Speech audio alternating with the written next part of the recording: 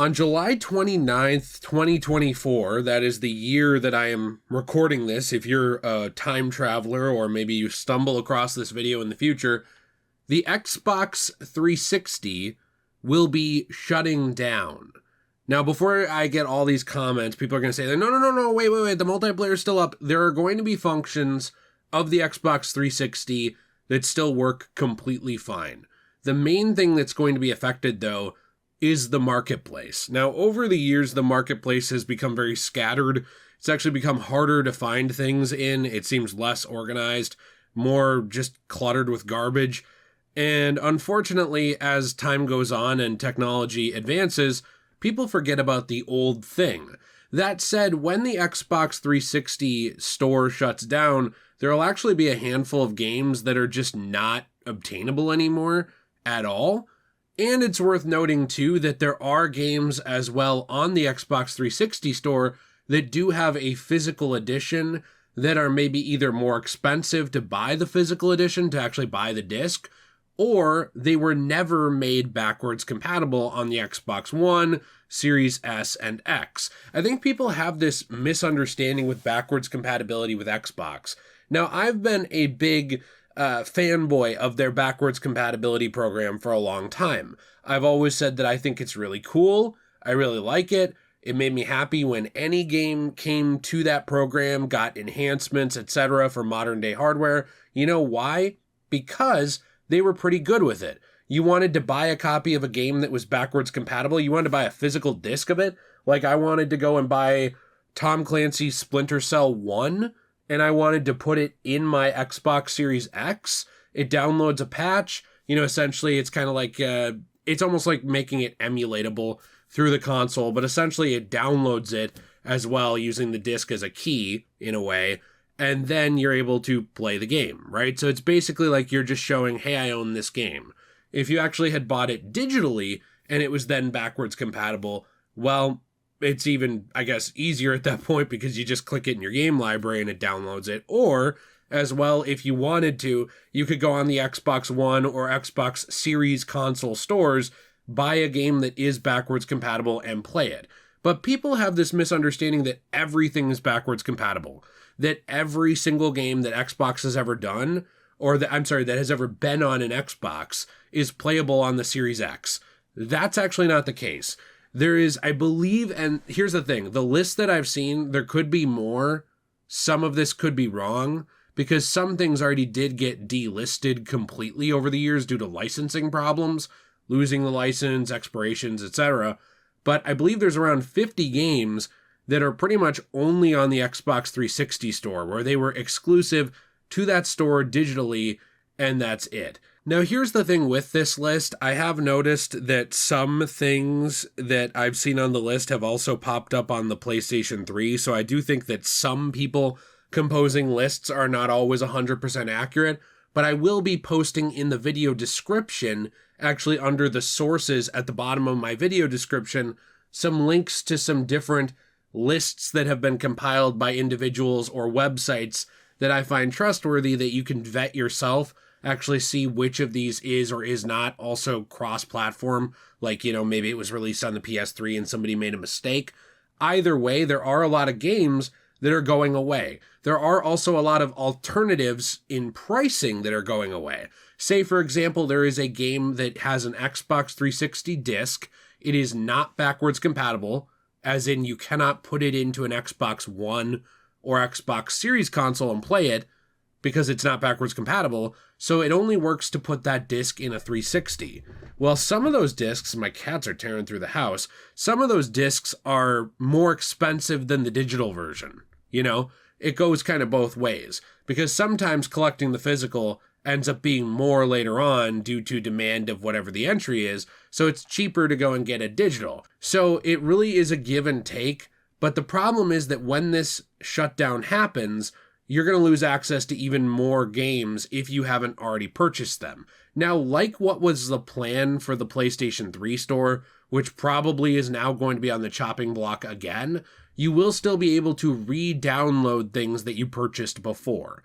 That said, there's going to be certain things where like maybe a game isn't backwards compatible and it had DLC. Well, now you won't be able to buy that DLC because you have to remember the storefronts are different. The store for the 360 is an entirely different ecosystem than the store for the One or the Series consoles. So let's say you have a game, J Simulator, and I have 5 DLC packs. My game was never brought up to Xbox One or the Xbox Series consoles, never made backwards compatible. So not only are you not going to be able to buy my game anymore, unless it has a physical disc, because it was just on that marketplace for the 360, but also, even if you own my game, you wouldn't actually be able to buy that DLC anymore. Now, the DLC will work if it was a backwards compatible game. So, like, for example, if there was DLC for an Xbox 360 game that's on the Series console, you should be able to get that DLC there. But if you want to get DLC for an Xbox 360 game that's not over there, you won't be able to. Do you see what I'm saying? This is going to be a major issue with game preservation. Now, I've always thought media preservation should be more important to people. I've noticed that over the years, people have really changed their tune on that. It seems like more and more people just think media is disposable. Like, oh, that's an old game, who cares? Oh, that's an old movie, who cares? I really think that all of this stuff you should still be able to access. That's the same way I feel about playing old games, watching old movies, everything. Yeah, it's not going to be for everybody. There's going to be people who dismiss all these things because they're over 10 years old, and that's their loss, in my opinion. They'll just miss out on some good stuff. I don't think that means that everybody else should be punished by not having access to those products. And once this happens, of course, as well, that's going to make emulating some of these things the only way to actually get them unless you had already purchased them. For people who follow this channel who may be like Batman, here's an example of a game that's going to be kind of going away, which is Gotham City Imposters. This was always digital only on PC, 360, and I believe PS3. So once that goes down and is delisted, I think it was already delisted on PS3, like it's not even available. But the servers are still up on 360. So like technically if enough people wanted to play that game and got organized, they could go play that game as of this moment. But unfortunately, the way this is going, well, that game player base is going to be dead. Even though many series of games are still going to have their multiplayer servers up on the 360, where you can still log into a 360 and play them, we're seeing more and more of those things shut down. We saw the classic Halos actually shut down on the 360, where essentially the only way to play them now was to go to the Master Chief Collection. And of course, as well, when the marketplace goes down, then it's only a matter of time until online support for multiplayer fully dies for all of these things, and it's just rather unfortunate. Now, here's the thing. I believe I will have named this video something like the Xbox 360 will soon die, because officially it will. They're killing the marketplace, they're killing the way to actually officially buy these games, and they're making it so that a lot of things and a lot of DLC are no longer going to be officially available. That said, there are a lot of gamers and a lot of enthusiasts and hobbyists who love media preservation as much as I do and are infinitely more intelligent than I am. A lot of those people are doing their best to actually preserve these things. A lot of these games will show up via emulation, which I would say once companies make it so you can't legally buy them, they have no right to bitch about you emulating it. Like, if you can't buy a game anymore legally, I don't know what you expect if somebody wants to play the game. What they really expect is you don't play it at all so that they can remaster it maybe soullessly in 5 years and sell it to you again for double the price. But I just find it funny that this is the way we're going, because these are huge media corporations. Like Xbox, Microsoft, one of the biggest tech companies in the world, Microsoft. They can afford to keep up their old Xbox 360 marketplace. It's not about like that they're cutting costs because they can't afford it. They're just doing it because they don't want to spend the money, right? The same way that Sony was going with the PS3 store for a while and will probably return to at some point. It's unfortunate because nobody can afford everything. A lot of people wait or forget about things that they wanted. And the way that this is going is that basically the Xbox 360 is going to kind of be on life support. You're still going to have access to online games. You're still going to be able to re-download anything you bought before. But who's to say that in 5 years you will still be able to re-download those things? That still requires a connection to some server that's keeping some memory of your account and what you own. And that's already not worth them doing anymore when they can't make any more money off the storefront. They're just doing that out of the good graces of their hearts, because they're not making any money off that feature, and they're not making any money off 360 architecture. So who's to say that will be around forever? Also, who's to say that the multiplayer components will be around forever? You're going to hit the point where the only people preserving these things, other than discs, which everybody always dismisses now for some reason, the only people who are going to be preserving these things are hobbyists who have basically cracked them and made them playable via an emulator on PC, or the discs. And that's really it. And then you're going to have hobbyists who set up their own like backdoor servers and stuff to get games going, like we saw with games like Warhawk on the PS3. It's just really sad that this is a discussion, that media preservation is still a discussion in 2024. And I know some people will say, well, Jay, who's responsible? You can't expect everything to go on forever. My problem, though, is that, like, books are, like, infinite. You know what I mean? Like, they keep reprinting books. They get digitized. They end up on the internet. Movies, most people who are intelligent don't just take a dump on a movie because it's, before 1980.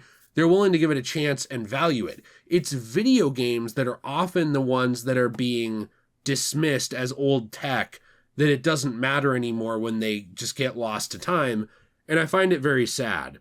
In terms of backwards compatibility, though, Xbox basically had answered this on a Q&A and said that game availability can always vary per region in terms of backwards compatibility in different regions in the future, and also saying that they did not have any plans to release more backwards compatible games moving forward. As in, the things that are not backwards compatible just aren't backwards compatible. And I wanted to end on mentioning that there are certain things that really are just gone. For example, the Amazing Spider-Man game. I know it's not the best game ever, but a lot of those old Spider-Man games from Activision, even ones better than that, like Web of Shadows, those are gone. Because you know what happened to them? There was a disc, and there was the digital. And you know what happened when they lost the license to sell the game? The digital went bye-bye. It's not there anymore. You can't buy it legally. Now, you could go emulate it, but you can't buy it legally other than a disc. That's an example, too, of, like, that game has already been delisted. So now the only thing available is the disc, which makes those disc prices go up for console gamers who do want to be able to play that game, which at this point is retro. And finally, unfortunately, it's not just going to be affecting gaming. Like, if you were somebody who bought movies or access to movies, I should say, or TV shows through the streaming functions on the Xbox movie app, you're not going to be able to use those anymore unless you log into a newer console. You'd have to log into a Windows 10 software computer or device, or go on like the Xbox One or the Xbox Series consoles in order to even watch the movies that you purchased. And that's why I say that it's unfortunate, but the Xbox 360 is kind of on life support at this point. It's going to really only be supported by major fans that really love the console and love what is retro gaming. I can't believe the 360 is retro gaming now, but I guess it kind of is. And people have this misconception that everything is saved on the series consoles. It's not. And just because you don't care about a specific game, or I don't care about a specific game, like I don't care about Connect Fun Labs. I don't care about that at all. But you know what? That doesn't mean that those games don't deserve to exist going forward, that people don't want to have some kind of legal way to access them. And it doesn't mean that media preservation should just be thrown out the window because it's something I don't personally care about. And there's such a weird, like, narcissistic, self-focused ideology around backwards compatibility and game preservation and media preservation of, well, I don't care about Lord of the Rings, so no one should. Or I don't care about the Chronicles of Narnia. I'm just saying whatever comes top of my head. So no one should. I don't care if this movie's viewable anymore. It's so weird to me because this stuff deserves to exist, and this was a great console people spent a lot of time on, a lot of money on, and one of the biggest tech companies in the world is just basically frying it and shutting it down. And I know not everything lasts forever, it never will, but it's just very ironic to see huge tech companies like Nintendo with the 3DS and the Wii U and stuff, which I kind of missed because I had the flu, but they already basically killed that off. And now Xbox with the Xbox 360 pretty much taking a sledgehammer to the online infrastructure of their old stuff, when the adage has always been that digital will last forever, and Jay, you're a moron for being alarmist and thinking that digital won't last forever. I don't know why you're so upset about this. It'll go on forever. You have nothing to be worried about. And then stuff like this happens. DLC over the years has been delisted. Games have lost the license and been delisted. Fewer and fewer discs of that thing are floating around because people were rough on their stuff for some reason, and their parents never taught them to take care of their shit. So, of course, you have games where there are fewer and fewer in supply. People who want them have collected them and aren't selling them. The prices go up more and more. And a lot of those non-backwards compatible games are like that, where the only viable way to access them in the future is going to be on a gaming PC running emulation software. That's sad. Yes, that software should exist. Yes, I respect it. But that shouldn't be the only way to play those games. That's my problem with this. It's unfortunate. I want to hear your thoughts down below. I always get like the crowd of like, well, it doesn't even matter. And that's fine. You know what? I guess in life you can trivialize anything to where it doesn't matter. But for me, I want people in the future to be able to play these games, read these books, you know, like for example, that have been written today or written 1,000 years ago, watch movies, enjoy the art of the past, because art is human. These pieces of work are human. They have a bearing on today's world, and I think they'll always have something good to offer. So let me know what you think. If you enjoyed today's video, please be sure to leave a like, subscribe for more content. If you want to help support this channel, we do actually have our own store, cosmobunny.shop, where we sell, speaking of physical things that exist and don't just die, we sell comic book and manga resin pieces. These are from rescued comic books and manga. Basically, these are comics and manga that are really damaged that stores can't sell. We take them, we reuse some of the paper from them to make really cool things for your home, like coasters, keychains, trays, more. And what we do then is we recycle the rest of the comic book. We use recycled packing materials to pack these orders and sell them, so this stuff helps us a lot. And finally, we have other channels like Degenerate Plays, where we play through games, Magical Jill, where we cover anime, and of course as well a Fortnite creator code DJAY123 for those who want to support this channel. I appreciate you very, very much. Have a fantastic day, and as always, everyone, stay shui.